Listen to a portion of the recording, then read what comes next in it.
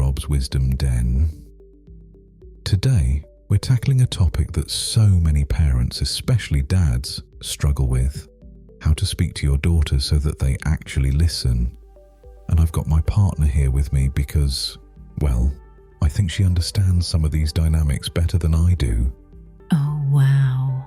Rob, you're giving me a lot of credit right out of the gate. But yes, this is a conversation worth having. Okay, so I'll start with the question every dad wants to ask. Why does it sometimes feel like my daughter tunes me out the second I open my mouth? Good question. First, let's be honest. Sometimes it's not that she's ignoring you. It's that she's hearing you in a way you didn't intend. Tone matters. If she hears a lecture coming, she's already building her walls. So I'm triggering the defense system before I even get to the message?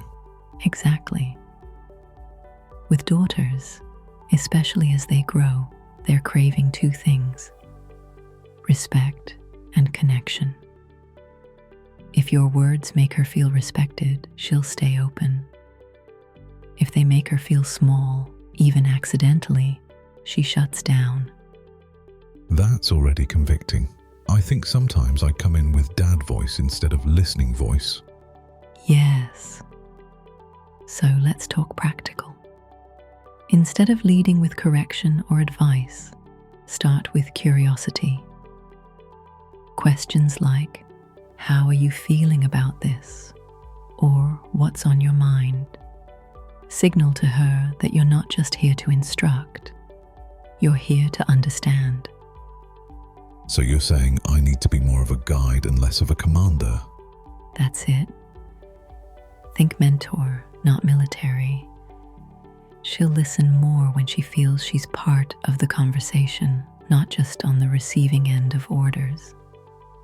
Okay, but what about those moments when something needs to be corrected? Like chores not done, homework ignored, those kinds of things? Timing. If you're frustrated in the moment, it's tempting to unload right then. But daughters especially are sensitive to emotional climate. If you come in hot, she only hears the heat, not the words. Sometimes the best move is to wait. Approach her when things are calm, even if that means circling back later. That feels counterintuitive. Like, isn't it better to handle it immediately? Not if immediately means you lose the connection.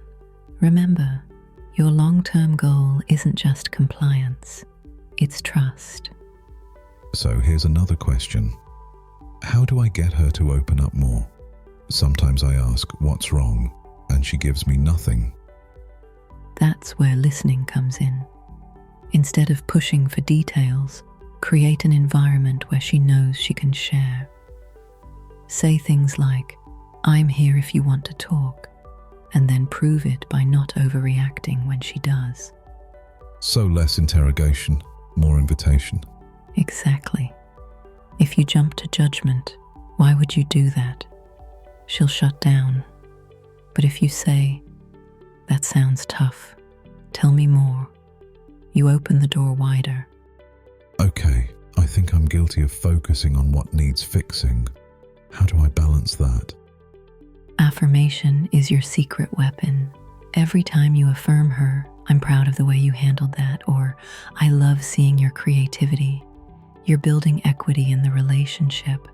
Then when you do need to correct, it's not the only kind of communication she's hearing from you. That makes sense.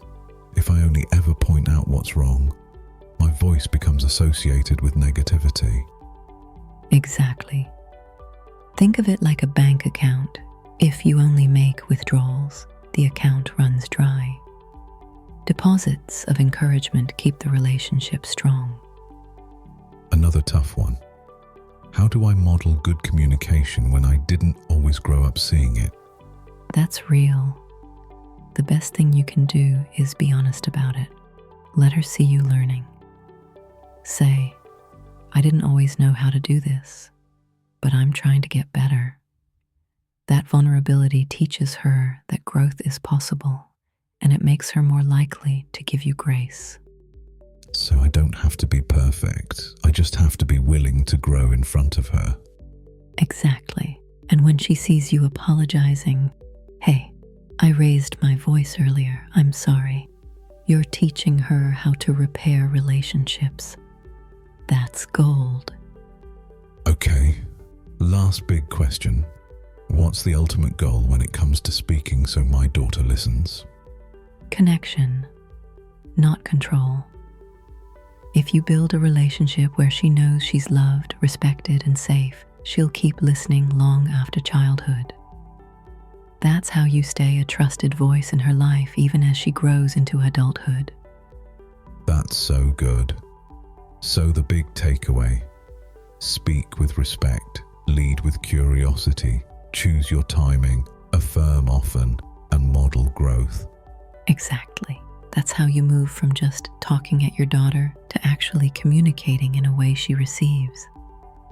Thank you. That was amazing. My dear friends, I hope this conversation gives you some practical ways to shift how you speak with your daughters. Remember, it's not about perfect words, it's about building trust. And give yourself grace too. Parenting is messy, but love covers a lot. Amen to that. Thanks for joining us at Rob's Wisdom Den. If you found this helpful, give it a like, share it with another parent who needs encouragement, and subscribe for more conversations that matter.